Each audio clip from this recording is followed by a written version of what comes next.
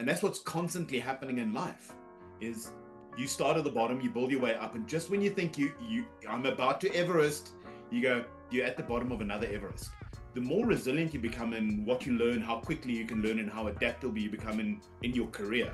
Your university degree will never fully prepare you for your first actual job.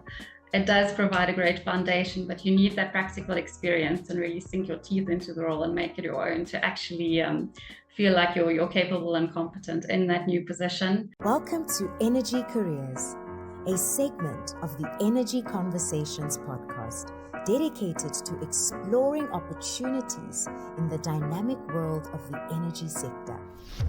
Welcome to Energy Careers, where we unpack the real journeys of energy professionals across South Africa and beyond. This isn't just about job titles or industry jargon. It's about the hustle, the pivots, the purpose, and the gems that can help you navigate your own path from varsity to leadership. Whether you're studying or curious about how energy shapes our world, this segment is your backstage pass into the careers that power the sector. Today, we're joined by two brilliant guests, Shaun and Marike, whose stories show just how diverse and dynamic energy career spaces can be. From the carbon markets to corporate strategy, they've built careers rooted in impact, innovation, and resilience. So grab your notebook, your questions, and your curiosity, because we're about to decode what it really takes to thrive in the energy space. Welcome, Shaun and Marike. Thank you for joining us this afternoon. Maybe just to get insight from you, we want to get to know you, where the journey started. So maybe I'll start with Marike. What did you study, and was it always something you wanted to do, or you just transitioned from a different sector into the energy space? Thank you, Wandile. Thank you for having us. I studied BCom accounting at the University of Johannesburg many years ago. Went on to do my BCom honors degree, and afterwards I completed my 3 years of articles at Deloitte. Post-qualifying as a chartered accountant, I spent some time in the UK working for Deloitte Southampton, which was a very enjoyable experience. Eventually decided auditing wasn't for me, and I returned to South Africa, where I joined a listed financial services group. Started at the bottom of the accounting for the finance function. So I started as the head office accountant, and then every 2 or 3 years I'd start to get ready for a new challenge, I'd say. So moved into financial manager position, and after that head of finance. And eventually I started getting curious about the ESG space. It was very topical, funders were talking about it. So I started looking after our integrated and ESG reporting. So actually involved in developing the group's ESG framework, where we measure our impact, we quantify it, we report on it. So that was a very enjoyable 2 years for me. And then starting at Fibon felt like a natural progression. Fibon is a renewable energy developer and funder. We fund these assets through medium to long-term power purchase agreements. And yes, I've been here for 3 years in the position of CFO. Thank you for that, Marike. And maybe, Shaun, we also want to get insight from you on what you studied and how did you transition into the energy space? So yeah, I'm probably the worst candidate to bring on here because I've got a roller coaster of note. Set out my career to go study architecture. Because my mathematics sucked, I ended up doing quantity surveying. Lo and behold, working with numbers. I really loved it. And then I went into the market, became a quantity surveyor 2009, 2010. And I worked for one of the big firms here. Those two is called Davis Langdon. And I practiced, was basically originally in Cape Town. And then I actually swapped Cape Town for Lagos, Nigeria. Lived there for 2 years. Privileged to meet my wife there, was amazing. So the two of us then moved over from Lagos, Nigeria to Uganda, and was involved in building a brewery there. Absolutely loved it. Still as project and cost management in the construction space. Then came back to South Africa. Got reapproached by my previous employer, the Davis Langdon, who then became a complicated story, different day. Became back part of the Africa team effectively. And I was privileged enough to probably deliver projects in about 34 African countries. And somewhere during that process, we actually started our own business. which was still within the construction side, which is Nuvo Consulting. Then very naturally, born out of that was Nuvo Energy, who is a renewable energy company based out of Pretoria, operational today, very much focused on the medium to large scale projects, so very utility scale. And that's really kind of when the great hustle really started in my life, and really kind of realized that I'm actually an entrepreneur at heart. Corporate was never meant for me, and it's not that it's not corporate; it's the bureaucracy that lives within corporate. That's the issue. And I think it doesn't matter which business you are, you will become corporate at some point, but it means structure. Structure is good. Structure is not bad. But yeah, started Nuvo Energy. Then we had branched off from Nuvo Energy, was a small business called New Home. Its focus was energy as a service for the residential segment. We exited that business 2 years ago, and then we had partnership with Crunch Carbon, got brought into life. I've got interest at the moment in the interior fit out business as INC Solutions, very successful business that we partner with for the African continent. We have Radiant, which is a energy and metering business within the energy space, and then we have a Nishati Energy, which is a large scale project developer, which we talking now 200 megawatt kind of projects. We're working on some very exciting stuff, and then last but not least is we have an interest in a very sexy technology business called Aruna AI, which is effectively like a technology agnostic manager of your solar systems. So yeah, that's what I do. It's a bit long story. So yeah, been around the block a couple of times. And maybe Sorry? while tapping in on that long story, what was your first job like, from leaping into theory to practice within the renewable energy space? So it's quite interesting because so we were actually busy, and the story started with my own home. So it was 2018, I'm lying, it was 2013, 2014. So I was still traveling into the continent up and down. And obviously we had the issue with rolling blackouts in South Africa. So I had this renewable energy company do a quote for me to come install a solar system at my house. And I absolutely lost my marbles at these guys because they said, oh, I'm going to be on Monday. They never arrived. They arrived the next day and I wasn't home. Anyway, long story short. So that was really kind of my first introduction into the renewable space, because they actually invited me and said, hey, listen, would you come and help us we just got this very big project. And I don't know if you know the Grove Shopping Center in Pretoria. It is a resilient project. So that sexy looking rooftop stuff, I was the project manager and cost manager on that project. And that was really the introduction and leap from construction into the renewable side of the world. Because I got introduced to some really smart engineers who became my partners ultimately in Nuvo Energy. And that was really kind of it. So taking a very non-traditional route into the renewable energy space. So yeah, it's quite an interesting leap. That's interesting. And maybe Marike, how was your first job like, transitioning from corporate finance to ESG, leaping from theory to practice? How was that whole experience like? Yeah, there's certainly a lot of on-the-ground training and learning that happens. All good if you're up for the challenge, if you stay curious, if you want to learn. It was most enjoyable. I've learned more in these past 3 years than I did, I mustn't say it, but that I did in 10 years at that listed financial services group. So all good. We all know when one starts working, the very first, let's say, in Marike's case, it would be articles and transitioning forward. And with Shaun, it would be your first job as being a quantity surveyor.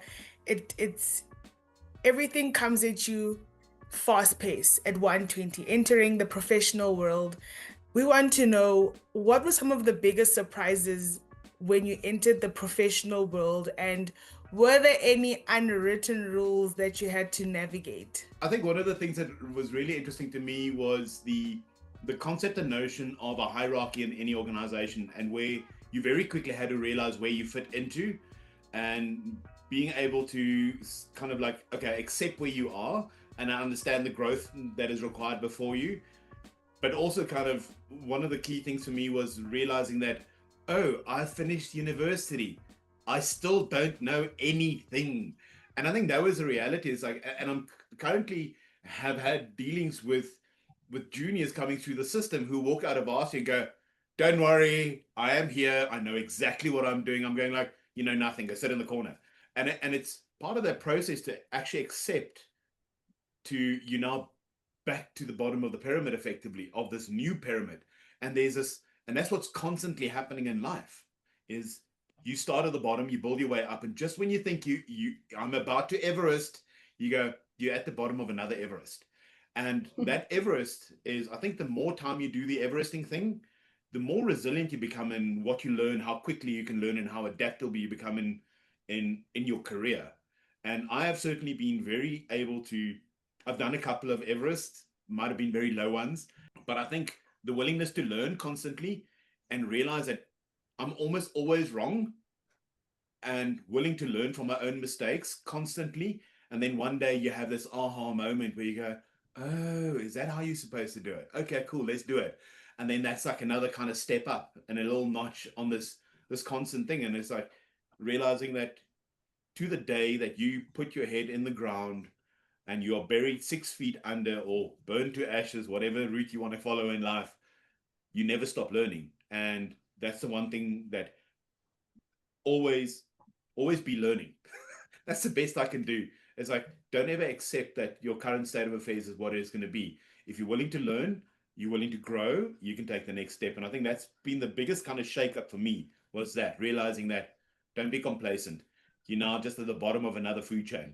And even though I am the owner of a couple of businesses, which is fairly successful, I am yet still at the bottom of my pyramid, of my Everest. And everybody is always just at or somewhere on that Everest. And I think that's what's the thing is like, keep on climbing, keep on learning, never stop. Keep the hustle.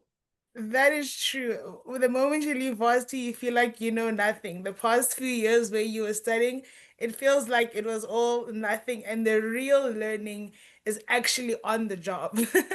Marike, what are some of the things that shocked you when you entered the professional world, and were there any unwritten rules you had to learn? I think I'm going to echo a lot of what's been said already. Your university degree will never fully prepare you for your first actual job. It does provide a great foundation, but you need that practical experience and really sink your teeth into the role and make it your own to actually feel like you're capable and competent in that new position.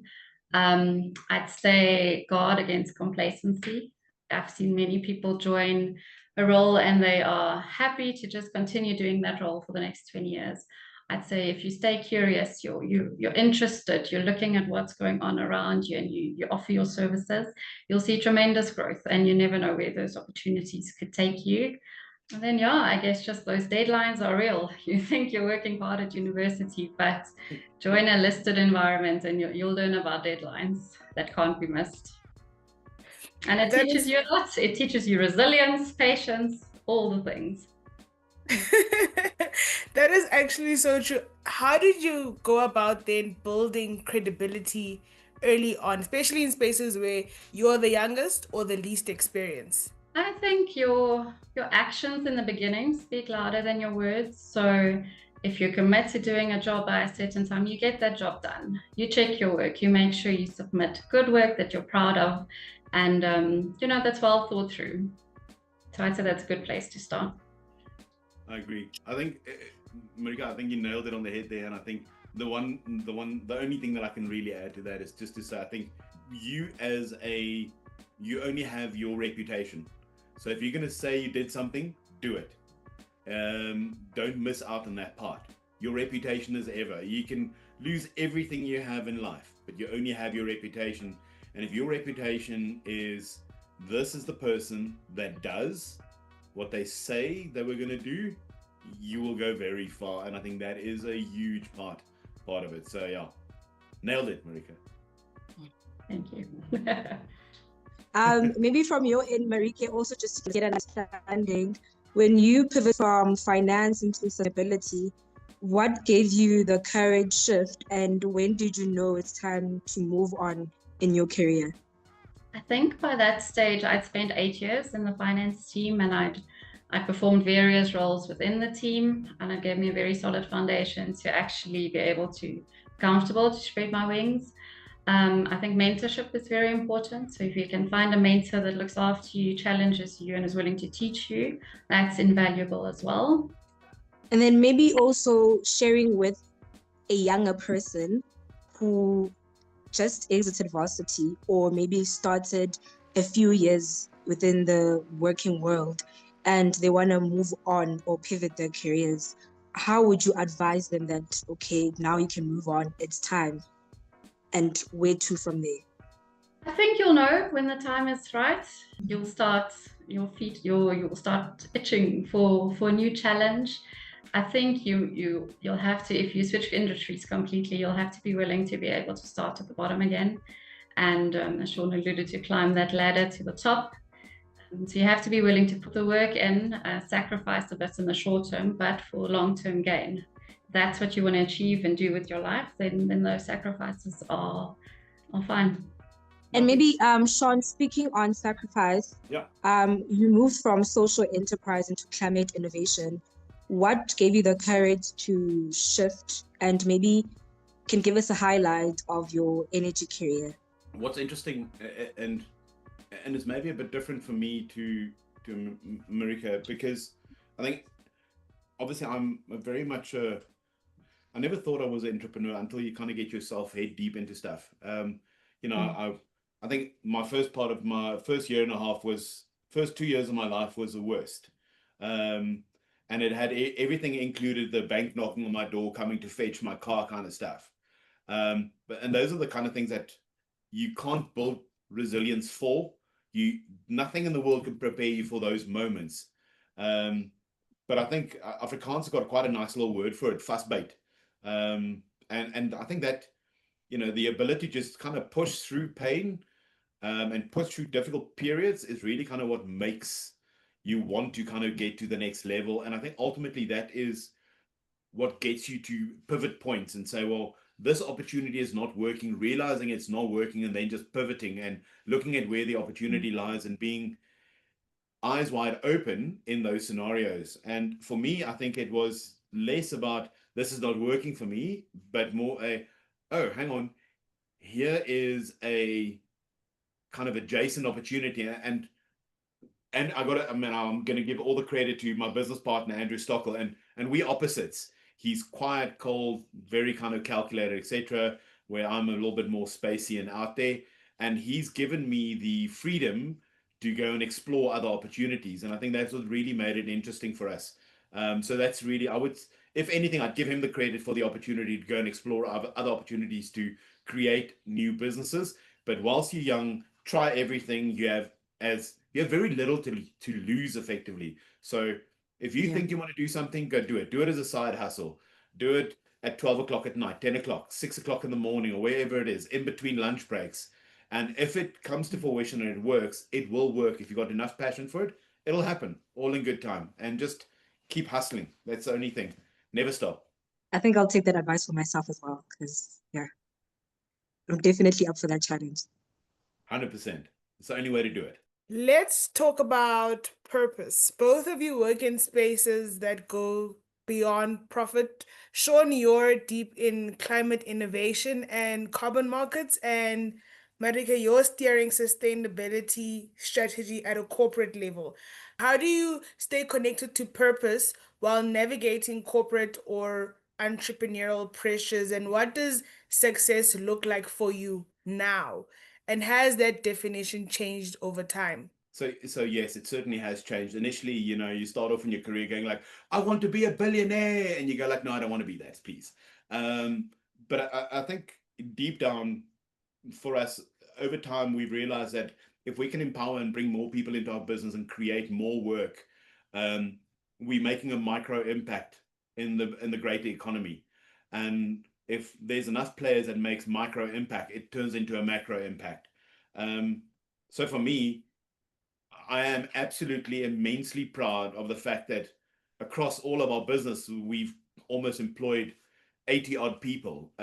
If it's not more, I've got no idea what the actual number is, but it keeps you up at night, but it also keeps you immensely humble and to the ground and focusing on those. So that's really kind of what it's all about for us at the end of the day, is creating opportunities for people to thrive.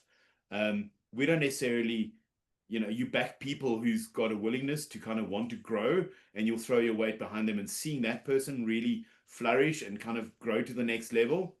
There's nothing more rewarding that no money can buy it, no reward scheme can buy it. Yeah, it's cool driving a Ferrari. I don't drive a Ferrari, but I can tell you there's nothing more rewarding than seeing somebody arriving at work on a Monday, absolutely bloody loving what they're doing. That is an amazing feeling to see that. And if I can give that back to somebody else, I've done my part. Yeah, I think success changes from money to impact, right? What 100%. impact are you making?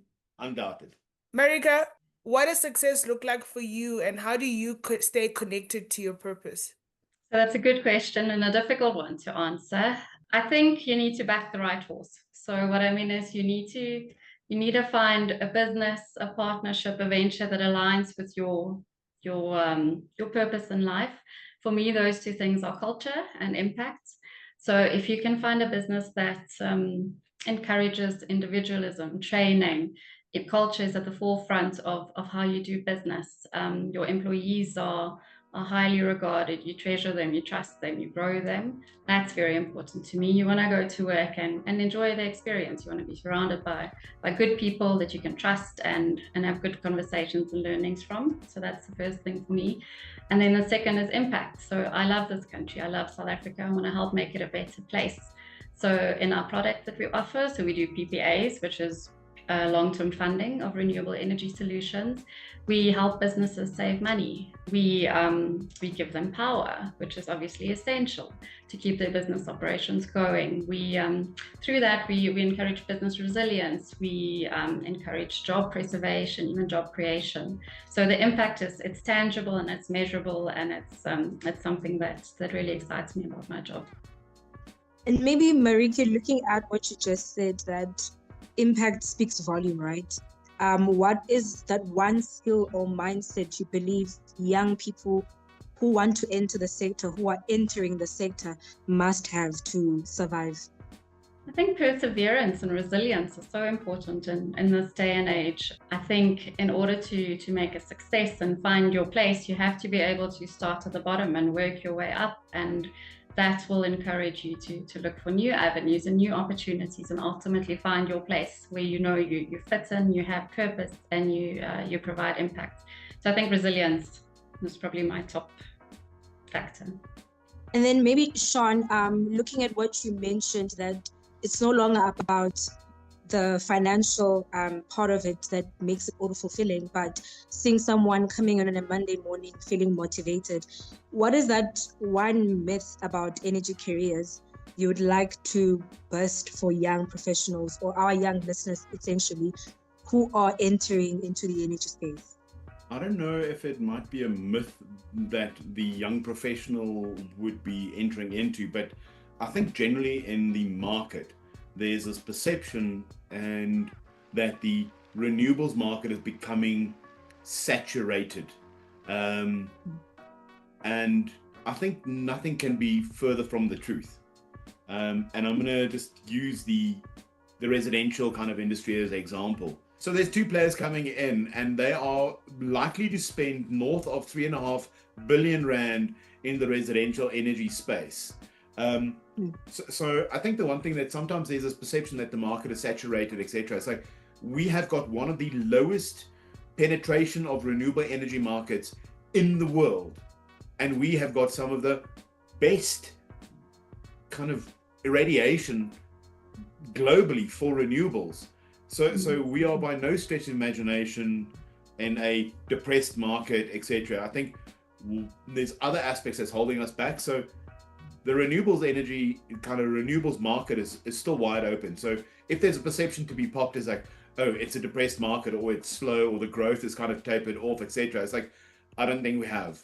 I think we're standing in the bottom of an absolute ginormous run, and much bigger ahead. So if you are considering going into the renewable energy market, it's a resounding yes. So do not consider that the state of affairs is actually a long state of affairs. Market is going to change, and I think we are looking at a very exciting 10 years ahead of renewable energy in South Africa, where big careers will still be built and big businesses will still be built within this industry. So very excited about that. And the myth to be broken is that this industry, be it energy efficiency, any of the energy related in the value chain, we are only at the bottom. I think it's going to be enormous. And I'm always a bit of an optimist. We have a 3.5% penetration of the South African residential market from a renewables perspective. Thank you, ChatGPT. And I did a lot of research on that just to verify it. But yeah, I mean, like we're really in the bottom pyramid of it. And I think there's a lot more growth ahead. Key things that we look to the youth to kind of do is push for change on a legislative level.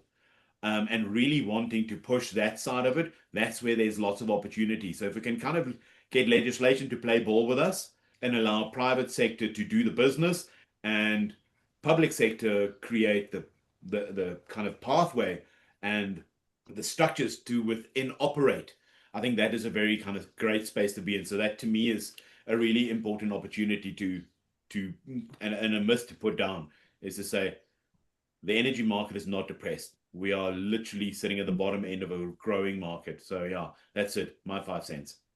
And then maybe Marike, on your end, if you could leave the youth with one gem for navigating their career journey, what would it be? Stay curious and work hard. Simple. Yes, I think that is the biggest one. Biggest player. Being curious all the time leads to growth. So definitely. Can we throw in reading in there? Yes. I don't think South Africans read enough. I think we should read more. A lot more. That would be read. Definitely. Read a lot. That was such a rich conversation. Thank you, Shaun and Marike, for sharing your journeys with honesty, clarity, and heart. If you're listening and thinking, I don't have it all figured out yet, that's okay. Careers in energy aren't linear. They are layered, they are evolving, and full of opportunities to learn, to pivot, and lead. Whether you're still studying or already working, your journey matters. Until next time, keep asking questions, keep building your skills, boldly so, and keep powering possibility. Thank you for tuning into Energy Careers, where we explore the endless possibilities in the energy sector. Don't miss out on future episodes where we'll feature more inspiring journeys and insights on how to embark on your own energy career path. Subscribe now to the Energy Conversations podcast and unlock the door to exciting opportunities in the dynamic world of energy. Your journey begins here.